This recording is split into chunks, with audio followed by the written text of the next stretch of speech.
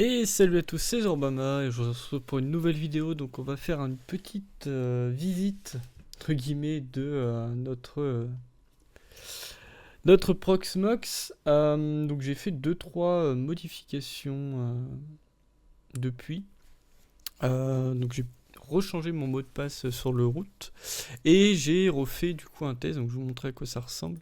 J'ai refait un test donc sur la connexion. Donc maintenant, hop, je vais mettre route là. Le nouveau mot de passe, il est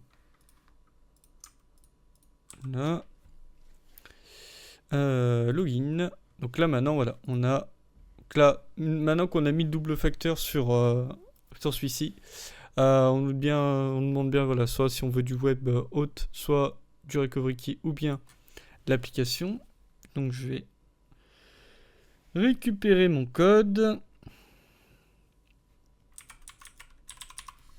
Tac, on confirme. Bon, j'ai toujours le pop-up, mais bon, ça c'est pas, on s'en fout. Hop. Alors, qu'est-ce que j'allais dire du coup par rapport à ça? Voilà. Donc là, on va faire une découverte de la partie data center, voir un peu tout ce qu'on peut récupérer sur le data center. Et prochaine vidéo, du coup, on commencera la partie création et un peu import des différents éléments. Donc sur le data center, on va voir nos différents nœuds. Donc, au niveau de ça, on a donc toute la partie recherche qui est ici. Donc ça permet de voir toutes les VM, la partie stockage, la partie network qu'on a créé. Et donc là, c'est vraiment la pierre angulaire en fait de notre data center. Donc le data center, je l'ai renommé, je l'ai appelé Bob 2, puisque je me dis que peut-être par la suite, je ferai probablement un cluster là-dessus. Donc d'où le fait de l'avoir renommé. Ensuite, on va voir donc la partie sommaire.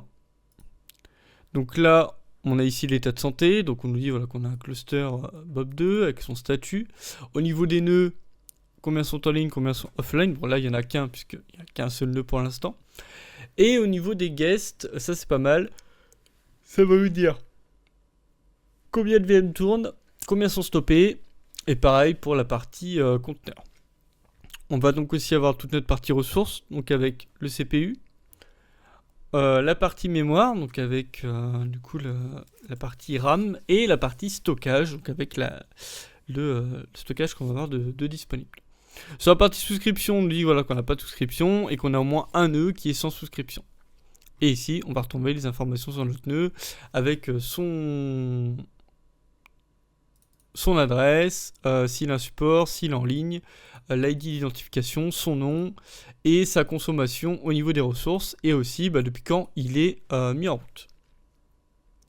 On a une partie note sur laquelle vous pouvez rajouter des markdowns pour pouvoir faire rajouter quelques éléments dessus. Sur la partie cluster, donc là j'avais fait create parce que du coup j'avais pas encore fait la création. Donc là on va voir le nom de nos nœuds avec les différents éléments. Et ici on va voir donc le join information en fait qu'on va pouvoir copier et qu'on va pouvoir utiliser quand on va créer un autre nœud qu'on voudra ajouter.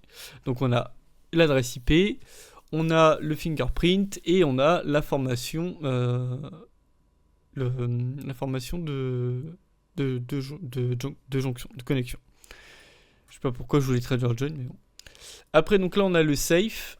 Donc safe, pour l'instant, je l'ai pas encore installé. Donc pour rappel, ça c'est le stockage distribué, donc qui va fonctionner avec différents protocoles. Et donc on va pouvoir l'utiliser sur notre solution. Je peux très bien l'installer, comme ça je vous montre l'installation en même temps de comment elle se fait. Donc là, on nous rappelle que c'est une solution unifiée et distribuée de stockage qui est désignée pour une excellente performance, une mise à l'échelle et voilà, une partie reliabilité qui est assez performante. Il nous demande quelle version on veut installer. On peut prendre le repository directement. Donc là, on va mettre no subscription. Donc là, il nous dit qu'il n'est pas installé sur le nœud, que ça va nous guider à travers l'installation, qu'on va pouvoir cliquer sur le bouton nègre pour faire la suite. Et après l'installation initiale, on va nous proposer de créer une configuration initiale. La configuration sera uniquement disponible par nœud et pourra être passée si on a déjà une configuration qui est présente. Donc là, en avancé, ça n'ajoute rien de plus. Là, on va faire démarrer. Donc là, on a le petit, la petite console qui se lance. Donc là, on va faire oui. Comme ça, il sera installé. On le configurera sûrement plus tard. Mais au moins, comme ça, il est installé. Donc ça permet de faire un tour et de montrer tout ce qu'on peut faire directement dans cette partie Data Center.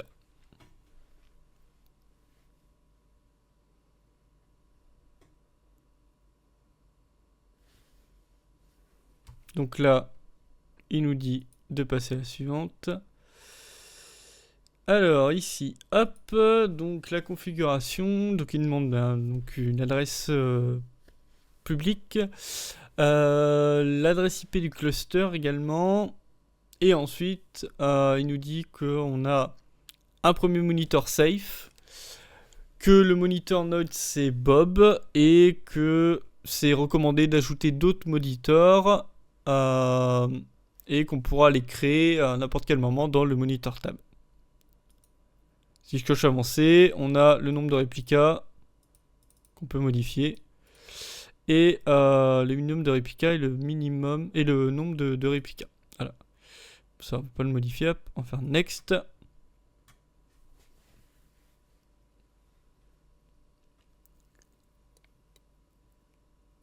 Donc la installation success, l'installation basique et configuration sont complètes.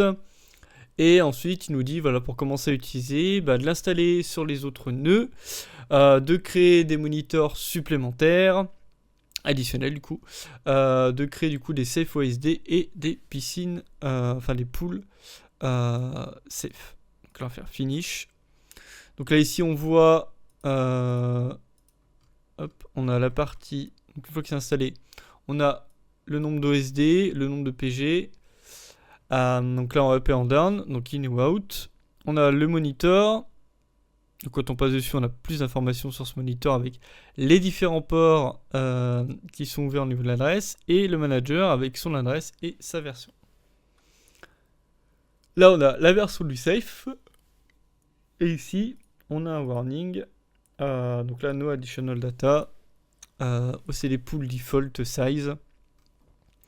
Et ensuite, au niveau de la performance, donc on va voir voilà, l'usage qu'on va avoir, les IOP read writes, le read et le write ici. Donc ça, c'est pour la partie safe. On repassera dessus quand on l'utilisera, mais voilà, moi comme ça, il est installé sur notre Proxmox. Ensuite, dans les options, là, on va avoir pas mal d'options différentes. Donc, quel clavier on veut utiliser. Si on a un proxy HTTP à indiquer, la partie console viewer, donc là on a du XtremeJS, on peut prendre du Spice, du NovaNC ou autre. Bon, moi j'ai laissé par défaut en vrai. L'email from address, donc là ça va être notre nom, enfin le nom d'utilisateur suivi de l'hostname. Le préfixe de l'adresse MAC qu'on va avoir, qu'on peut modifier. Les settings de migration. Les settings de réplication. Les settings de disponibilité. Après, on a aussi le cluster resource scheduling qu'on va pouvoir changer. Donc, si on veut du default en basique, si on veut du basique en resource count ou bien du static cloud. Ça, on pourra le modifier ici. Ensuite, on a le U2F setting. Donc là, on n'a rien. Et là, on nous met en plus que le U2F est déprécié et qu'on nous recommande d'utiliser le webhost. Voilà. Ensuite, on a le webhost settings. Donc là, avec le nom, le domaine et l'ID qu'on va vouloir mettre, et que ça va nécessiter un certificat de confiance, un trusted certificat. Ensuite, nous avons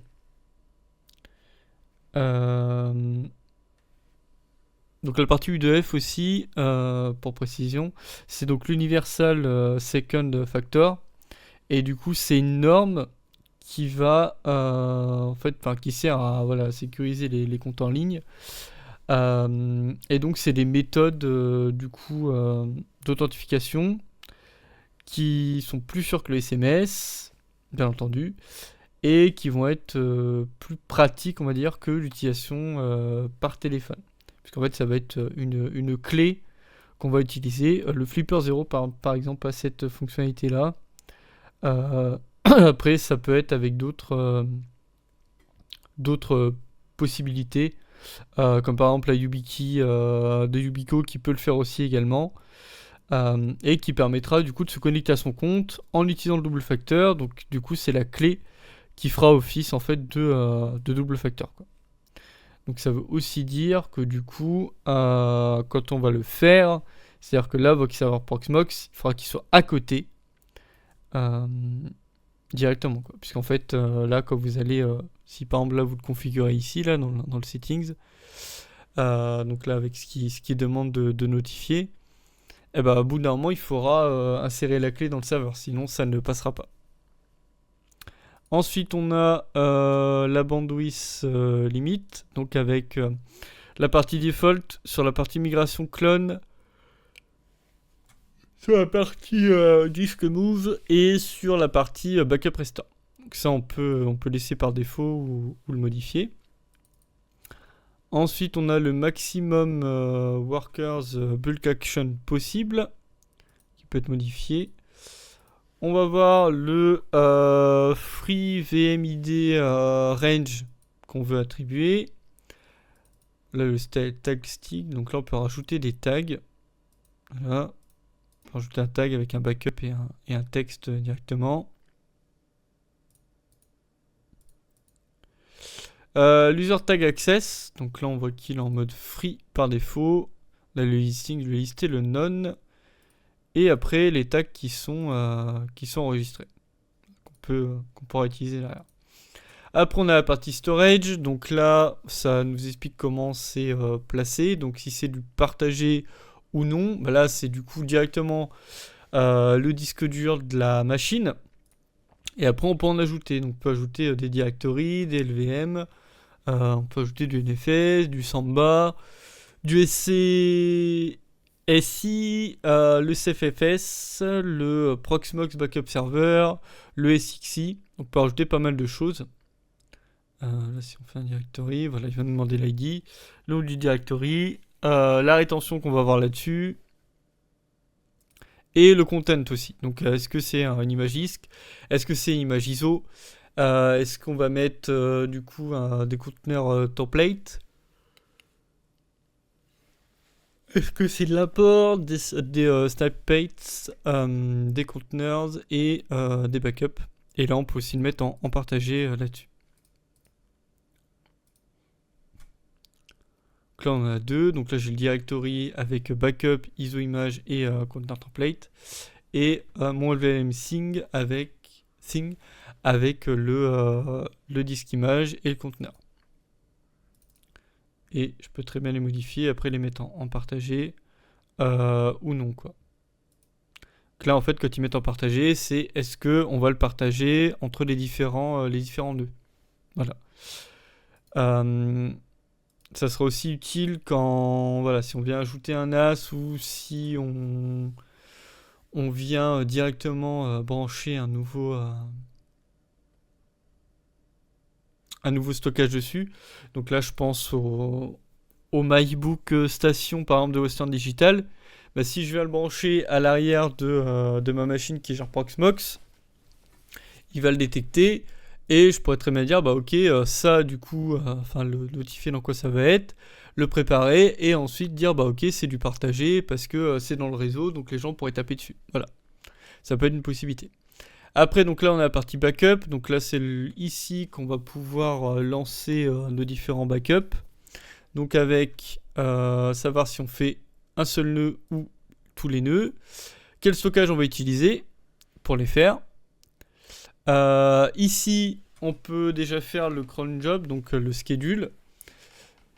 Donc à savoir si je veux toutes les 30 minutes, toutes les 2 heures, tous les jours à 21h, tous les jours à 2h30 et à 22h30. Du lundi au vendredi, toutes les heures ou uniquement à minuit. Du lundi au vendredi, de 7h à 18h45, toutes les 15 minutes. Le dimanche à 1h du matin. Tous les premiers jours du mois à minuit. Tous les premiers samedis de chaque mois à 15h. Ou le premier jour de l'année à minuit. Voilà, là on peut prendre différents choix. Moi, je vais dire par exemple que je le veux. Voilà, tous les dimanches à 1h du matin. Donc là, est-ce qu'on inclut toutes les VM qui sont enregistrées? Est-ce qu'on se base sur un pool? Est-ce qu'on va exclure les VM qui sont sélectionnées? Ou bien toutes? Donc là, on va prendre toutes, comme ça, on a directement le truc qui se met. Donc là, ça va être backup. Backup infrastructure. Non, je vais mettre backup homelab Bob. Voilà. Ensuite, on a le choix sur la compression. Donc, on a le rapide, le bon et le rapide et bon. Hein. Voilà, on peut prendre les deux, enfin celui qui fait les deux. Le mode, donc c'est soit snapshot ou bien image suspend ou bien stop. Ensuite, on a les notifications. Donc, soit on utilise ici les settings globales au niveau des tâches, ou bien on peut se faire envoyer un mail. Donc, moi, je vais mettre du coup toujours. Comme ça, je vais faire mail. Au niveau de la rétention, donc est-ce qu'on garde tous les backups? Est-ce que on garde toutes les heures? Ensuite, est-ce qu'on garde le dernier? Est-ce qu'on va garder tous les jours, tous les mois? Voilà, donc ici... alors,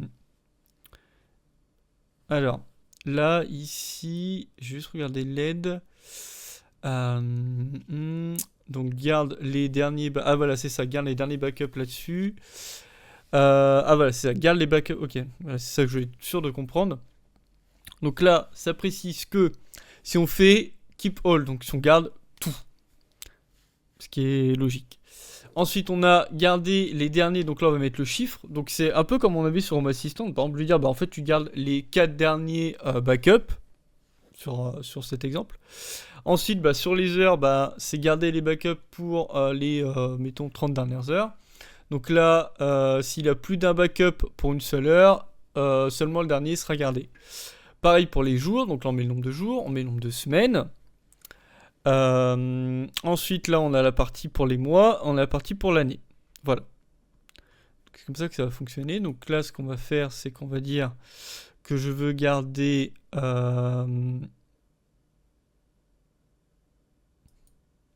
pour les mois, du coup, je vais en garder 3, par exemple. Voilà. Ensuite, note template. Alors, les notes sont ajoutées pour chacun des backups créés par le job. Donc là, au niveau des templates possibles, on peut mettre le cluster, le guest name, le node et la VM, par exemple, qu'on veut dessus. Est-ce que je peux rajouter la date ou pas de quand il a été fait ou pas du tout? Tac, tac, tac.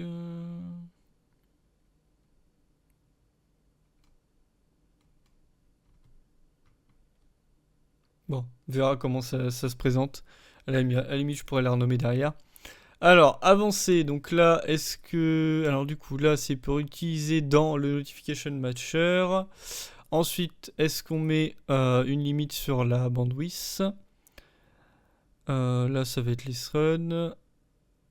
Là, pareil, les process. Ça, je vais pas en avoir besoin. Donc là, par default, ce qu'on va avoir... Ok, donc là, je vais faire... Tac, voilà, je vais faire create. Voilà. Donc là, du coup, j'ai mon backup qui va se mettre en place à chaque fois. Après, on a la réplication, donc ça c'est quand on a plusieurs nœuds. Donc une fois que si je mets un deuxième nœud, du coup je pourrais venir répliquer en fait Bob sur l'autre. Et après, pourquoi pas essayer de voir pour faire un système de cluster et de se dire, en gros, si Bob tombe, du coup Bob 2 se met en place et en fait je garde mes configs de base, quoi. La partie, voilà, bon là la partie administration, je vous l'avais montré un peu plus en détail la dernière fois. Donc ça, on va pas spécialement revenir dessus, hein. Différentes choses, donc ça je vous laisserai explorer ce que vous avez besoin. Après, bon, on a le rimsync ici. Donc là, ça va être de pouvoir faire des modifications là-dessus. De toute façon, on n'a pas le choix. C'est soit il faut un LDAP ou un AD. Ça, c'est qu'avec le LDAP ou l'AD, du coup, qu'on va pouvoir le mettre en place. Voilà. Donc ça, après, ça permet de faire des modifications ou de supprimer certains éléments de manière automatisée via ce job-là. Après, donc là, on a la haute disponibilité. Donc on pourrait très bien rajouter des ressources ici. Donc là, voilà, on a une VM, j'ai l'Umbrella OS, donc ça on verra ce qu'on a fait dessus. Par rapport à ça, donc après je peux rajouter toute cette partie là-dessus. C'est-à-dire, ok, là j'ai le feedback. Donc ça va automatiquement ajuster les règles si on voit que la machine a un problème. Et de choisir aussi si je veux la démarrer, la stopper, l'ignorer ou bien la désactiver directement. Donc là on voit les status et après donc là on peut ajouter nos différentes ressources. Donc là après on peut faire des règles d'affinité. Donc que ce soit au niveau du nœud ou au niveau des ressources. Donc ça, du coup, ça va permettre de mettre certaines contraintes sur cette partie-là. Et donc du coup, de pouvoir mettre en place notre haute disponibilité de manière pérenne, on va dire, sur ce sujet-là. Donc après, on a pas mal de docs sur la partie haute disponibilité. Comme on le voit là, la partie simulateur par exemple, voilà, de venir. Alors du coup, il faut l'installer de base, voilà, de configurer donc soit le setup, soit de configurer un vrai cluster, et donc ça va tourner directement là-dedans. Donc avec le apt install et ensuite ce qu'on va vouloir mettre en place par rapport à ça, toute la partie configuration. Et on va aussi donc avoir, donc là comme on voyait tout à l'heure, donc les différentes règles. Donc au niveau des règles, donc ça va être utilisé du coup pour en fait donner des contraintes sur les ressources qui sont utilisées par le high availability. Donc là on va avoir des commentaires avec la description, savoir si la règle elle est désactivée ou non, la liste des identifiants. Donc là en fait c'est toutes les ressources qu'on va notifier dedans. Donc avec les VM, avec les conteneurs, les chiffres et tout ça qui vont avoir dessus. Après, on va voir aussi l'affinité des nœuds, donc savoir s'il y a une ou plusieurs ressources sur un ou plusieurs nœuds. Et ça permet du coup, quand on a quelque chose de positif, c'est que ça doit être conservé sur des nœuds distincts. Et si on met séparé, c'est qu'en fait ça va être conservé sur le même nœud. Par rapport à ça, donc après il nous montre un peu les exemples de règles qu'on peut faire là-dessus.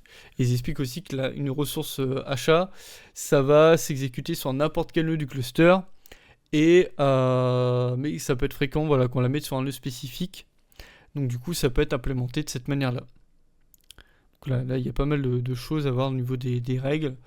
On verra si on en a besoin ou pas là-dessus. Comme moi, je vais pas avoir de services qui vont spécialement sortir. Je pense pas en mettre en place. Je ferai peut-être des trucs rapides pour essayer d'uniformiser la chose. Mais sinon, pas spécialement de soucis là-dessus, quoi. Et après, sur le fencing, donc là, ça se déclenche en défaillance de nœud. Ça va garantir en fait la mise en ligne du nœud défaillant. Et c'est pour éviter du coup que la ressource elle soit exécutée 2 fois lors de sa récupération sur un autre nœud. Et en fait, ça explique que sans elle, la récupération d'une ressource sur un autre nœud serait impossible. Donc si on a un nœud qui n'était pas isolé, que son état serait inconnu, et il pourrait donc avoir accès aux ressources partagées, enfin y avoir encore accès. Et donc ils expliquent que si on a une panne réseau, sauf celui du stockage, du coup la machine, même si elle est inaccessible pour le réseau public, elle pourrait fonctionner et encore écrire sur le stockage partagé. Et en fait, si on démarre cette machine-là sur un autre nœud, on pourrait avoir une situation de concurrence dangereuse parce qu'on écrirait depuis les deux nœuds et donc ça pourrait détruire les données de la VM et la rendre inutilisable. D'où le fait qu'ils expliquent que c'est important à mettre en place. Quoi, différentes possibilités pour isoler des nœuds du coup. Donc avec des dispositifs soit de coupure d'alimentation, soit de désactivation complète de la communication. Et donc eux, au niveau des clôtures, ils proposent l'interrupteur d'alimentation externe, isoler les nœuds en désactivant complètement le trafic réseau sur le commutateur et l'autoprotection utilisant des minuteries de surveillance. Voilà. Donc après ils expliquent comment on va l'utiliser du coup directement. Donc ça pareil, si je le mets en place, je vous montrerai comment on fait. Donc après on a la partie SDN, donc ça c'est toute la partie network. Donc là avec les différentes zones, donc on va pouvoir ajouter des zones simples, on va pouvoir ajouter des VLAN, des QNQ, des VXLAN et des EVP. Donc là-dessus, hop, si on passe ici, on voit donc que là, sur le niveau des zones qui vont être définies, donc bien entendu, on rentrera un peu plus dans le détail. Mais donc là, le simple, c'est l'Isolate Bridge, donc un simple layer SWI, donc là c'est du NAT. On va avoir le VLAN, donc bien sûr c'est la subdivision du LAN de manière classique. Le QNQ, du coup, c'est du VLAN stacké. Le VXLAN, c'est donc un tunnel UDP en layer 2. Et le VPN, du coup, c'est du BGP qui va du coup s'établir avec un routing de niveau 3. Voilà. Ensuite, au niveau des zones, donc on va voir les nœuds. Donc à savoir les nœuds avec quelle zone et les VNet auxquels ils sont associés. Le IPAM, donc qui permet d'utiliser un IP Address Manager pour pouvoir manager les IP dans cette zone-là. Donc optionnel et par défaut du coup pour PVE. Si on a un serveur DNS API, si on a aussi un serveur DNS reverse, et enfin le DNS zone, donc le DNS domain name, qui va être utilisé pour enregistrer les noms de domaine directement. Et donc le DNS zone doit forcément exister dans le serveur DNS. Voilà. Donc après, on a un peu plus de précision sur les différentes zones possibles. Ça pour l'instant, c'est prévu que je le fasse. Toute cette partie réseau, cette partie VLAN et tout ça, au niveau des zones. Il faut que je réfléchisse à comment je vais le faire.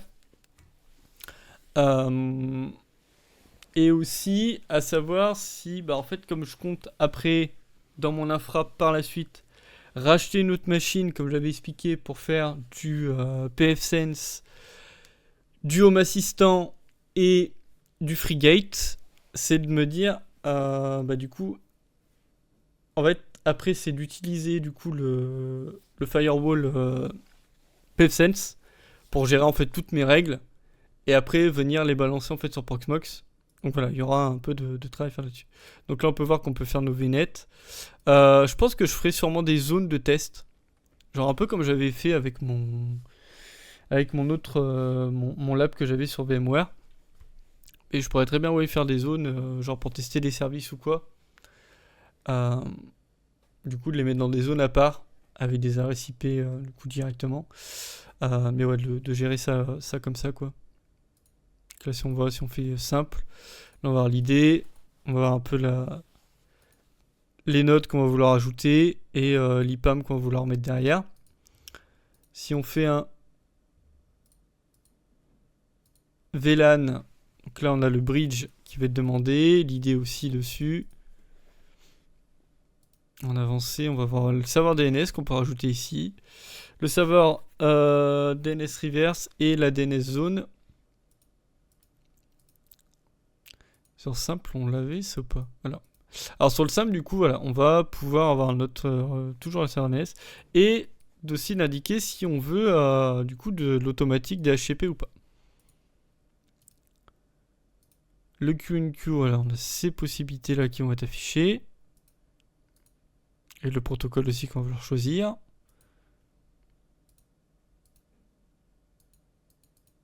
Et service VLAN du coup qu'on pourra modifier.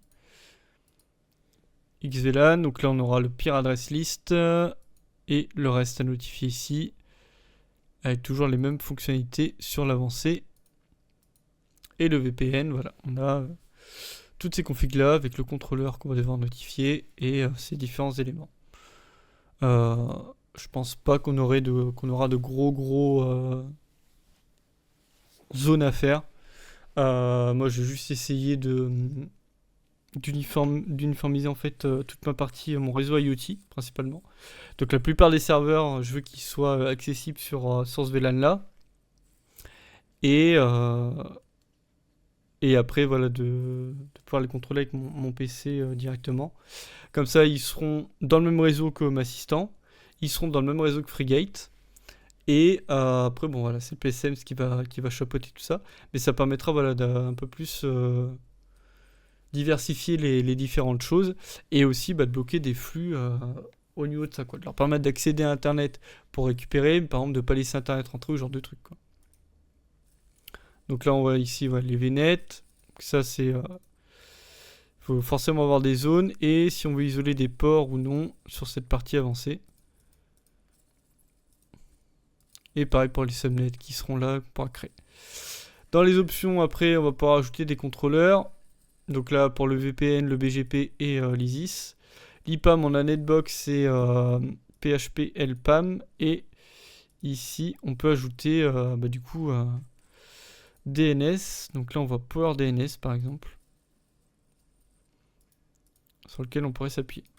Après on a la configuration de l'IPAM. On a le VNet Firewall. Donc une fois qu'on a nos VNet, on pourra venir les contrôler ici. Là j'ai pas de zone donc je pourrais pas montrer, mais voilà. Ensuite on a la partie fabrique. Donc là OSPF ou de l'Open Fabric. Donc ça pareil, on peut regarder ce que ça permet de faire. On va avoir le ACME qui va être là. Au niveau du firewall, là on peut insérer des groupes de sécurité avec les interfaces qu'on va indiquer dessus et ajouter nos différentes règles. Donc là voilà, c'est basique, hein. Si vous voulez du forwarding ou du out, si vous voulez l'activer ou la désactiver. Là on a des macros qui sont faites. Il y a vraiment pas mal, sur les macros il y a vraiment pas mal de choses. Donc ça on pourra regarder plus en détail. Mais en gros, donc là la partie backup Amanda, on a le BGP, on a du BitTorrent, on a du CVS, on a du CIF, on a du Citrix, du DAP, du DCC, du forwarded DHCP Traffic, là pour le serveur DNS aussi également, du FTP. Donc là je pourrais très bien dire je refuse le FTP par exemple. Ensuite on a du Git, bon HTTP, HTTPS, on a de l'IMAP, du IPsec. On va voir quoi d'autre, on a voilà, du L2TP, du LDAP, le LDAP-S, le trafic mail, la partie SQL, on a du OpenVPN Traffic. Alors je vais voir s'il y a WireGuard aussi. Là il y a la partie Proxmox Mail Gateway. On a le RDP qui va être là. Bon, on a bien sûr le ping. Donc ça, par exemple, on pourrait très bien dire que en dehors des autres machines, on peut pas pinguer soit à l'intérieur, soit à l'extérieur. Après, on a quoi? Du AirSync, on va avoir du SMB. on va avoir du SMTP, on va avoir du SSH,